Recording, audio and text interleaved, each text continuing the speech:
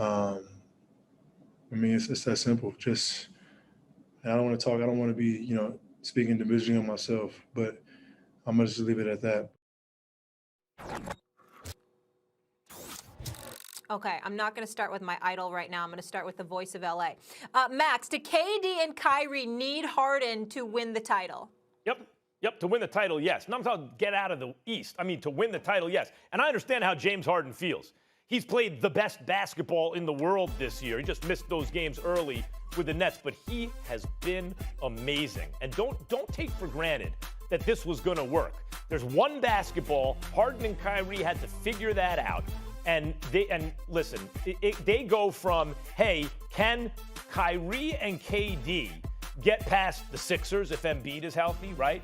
The Bucks, you may say yes, but that's not a slam dunk, so to speak, let alone beating LeBron and AD in the finals. No, that ain't going to happen. Maybe they could get out of the East, maybe. They ain't beating LeBron and AD in the finals. But you add James Harden, I don't think they can be stopped if those three guys are playing. And it is a credit to James Harden and Kyrie Irving. I mean, KD, we already know, can fit into any team that ever lived. He's only going to be additive because he's so great in so many ways. But two ball-dominant backcourt players like Harden and Kyrie, for them to figure it out this quickly, my hat is off to them. The answer is they did need James Harden to win a title, and I believe with him, they will. Well, first of all, I don't believe Kyrie and James Harden can win a title without KD. But I think that KD can win a title without one of the two. Not both, but one of the two. One of the two. I think he can win a title. Either? I think he can win a title with either of them. I think KD with Kyrie can win a title. I think KD with James Harden can win a title. I don't think that Kyrie with James Harden can win the title. That's where I'm at with it, number one. Number two, to answer the question directly, James Harden is right. At this particular moment in time, James Harden is the league MVP in my mind, with Damian Lillard right on his heels. Number three, having said all of that, I reserve the right to change my mind because, after all, if Blake Griffin and LaMarcus Aldridge and, everybody else comes back healthy and they get involved in the mix, how much do you have to do if you're James Harden? As far as I'm concerned, the presence of all of those people could You're going to hold his teammates against him? Excuse me. I do have a vote. MVP voters, we take everything into consideration, and I will take everything into consideration. I know how great James Harden is. I voted for him years ago when he won the MVP award. He deserved it, okay? He was a top two. You're holding it against him that Blake and LaMarcus Aldridge would be on the team? No, I'm not saying that. They're not what they used to be. What I'm saying to you is that when you stack the deck and then the level of competition appears to have dissipated dramatically because nobody can hang with y'all, then I'm going to take that You just admitted earlier in the show. I'm going to take that into consideration. That's more of a negative for Blake and LaMarcus Aldridge than the Nets because they're name brands, but they're not the same players anymore. We're not talking about the Nets. We're talking about how an individual and an individual award looks. And I'll go back to your argument about Damian Lillard. If I'm looking at Damian Lillard, who played a chunk of time without C.J. McCullough, played a chunk of time without Nurkic, okay? Let's suppose, for example, that those two or somebody else or significant players goes down again, but Damian Lillard still looks like Damian Lillard. But Brooklyn is cakewalking through the rest of the season. Then I'm sorry. That ain't going to be because Blake and LaMarcus. It's going to be because of KD. Fine. What I'm saying to you is you throw everybody in the mix. I'm simply saying when you dramatically shift competitive balance, okay, that ultimately can end up, I'm not saying it will, but it can ultimately end up counting against you when the person on your heels is carrying the load and doing his thing too. You can't ignore that. Remember when we gave it to Russell Westbrook when he averaged a triple-double immediately upon the departure of Kevin Durant? They were like a fourth or sixth seed, if I remember correctly, but we couldn't deny what we were seeing from Russell Westbrook and what he was working with. We can't ignore that. I don't vote on the MVP. If I did at this moment, I give it to Damian Lillard. For what you just said. This is the argument I made the other day. He carried that team in the Western Conference without C.J. McCollum or Nurkic just before the Powell trade, right? So I think he has a hair little lead over not just James Harden, but also Jokic, who's had an amazing season. I'll say this. James Harden's right, though. He's been the best player in basketball this year. He just hasn't been with the Nets the entire time. But if you have to, for the first time in his career, even when he was winning MVPs and putting up 35 points a night, for the first time in his career, when my eyes are on him, I said this like a month ago, I say it today, he's the best player in the game When my eyes are on him, that's the feeling I get. Listen. He's been amazing. I don't knock that. Damian Lillard is number 2 on my list right now to James Harden. He could end up winning it, no question about it. I'm not going to dismiss that the way that he's been balling, but I will give James Harden this warning on national television. Don't get into cruise control.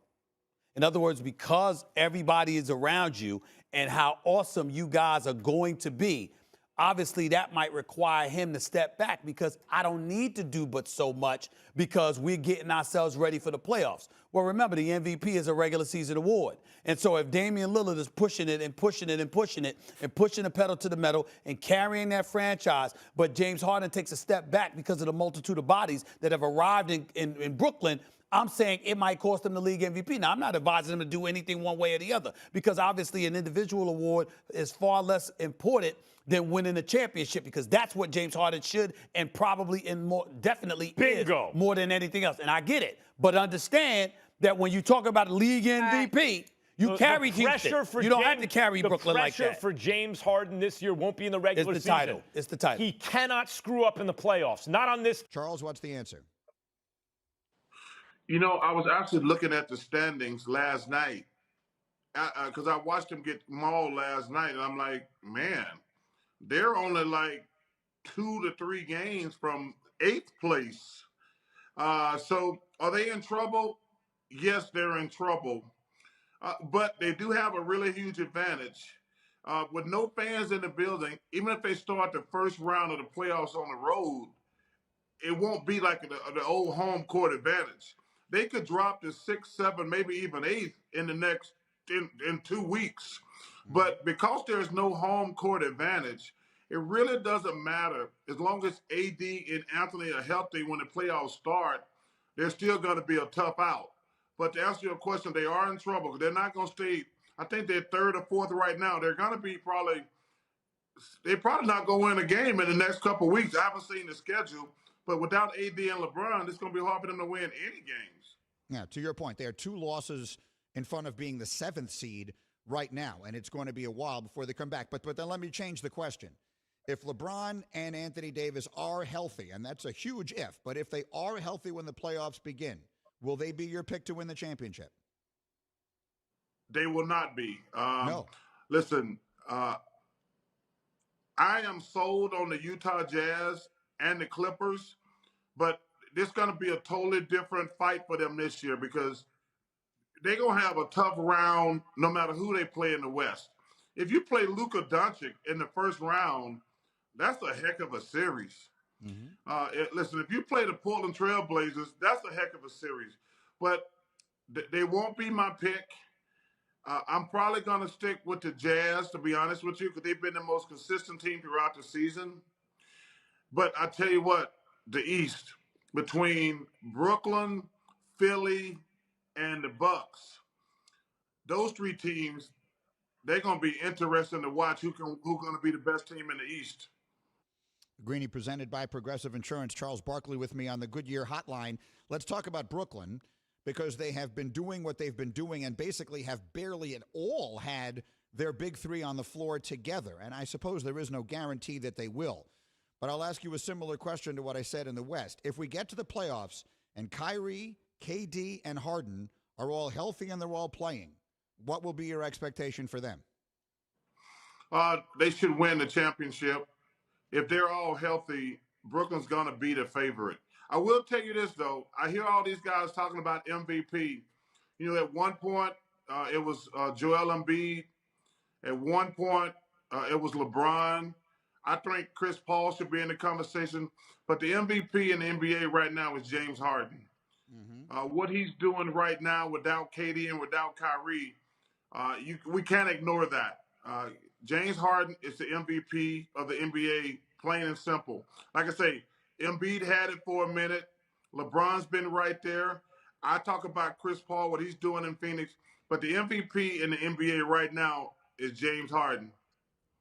Yeah, I think that's reasonable. I think when you look not only at doing it without those guys, but the way he has adapted what he does, he is the most unique, well, among the most unique players in the NBA, and he's been doing it that way in Houston for such a long time. And he comes to Brooklyn, and it feels Like he has been willing to be exactly what they need him to be. And Charles, you know as well as anyone, superstars aren't always willing to do that. And Harden has been willing to do it. I've been impressed. Well, let me say this. First of all, what James has done, like he's not the same guy who played like he did in Houston.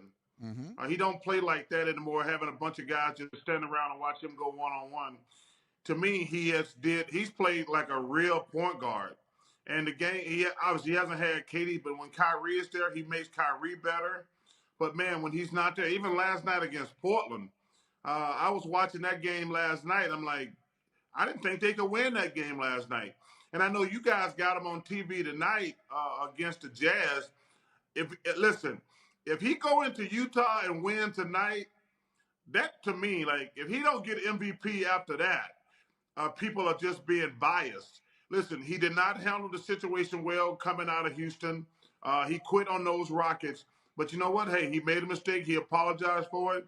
But what he's doing in Brooklyn right now cannot be overlooked, and we should appreciate it. Because, listen, this guy, and I know I'm going to probably get criticized for saying this guy might be the best basketball player in the world.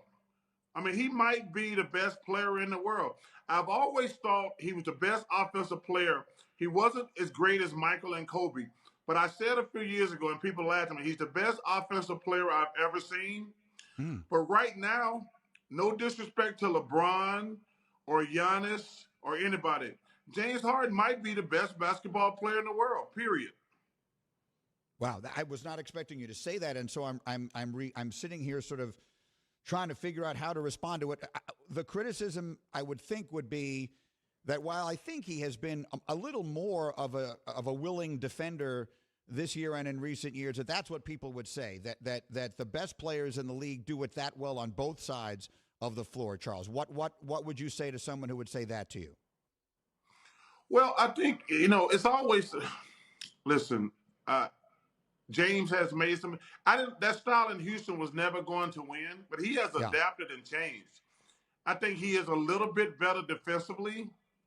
But for them to win games without KD and without Kyrie, you got to give that man some credit. And like I say, he is the most awesome offensive player I've ever seen.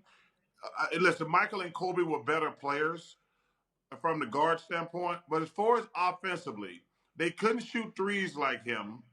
They were not as great as dribbling the basketball, going to the basket, getting fouled. I mean, this guy, every time he goes to the basket, he's going to hit somebody and get 2 free throws. But we got to give that guy credit, man. He is an offensive machine, plain and simple. And some of the nights when Kyrie is going off,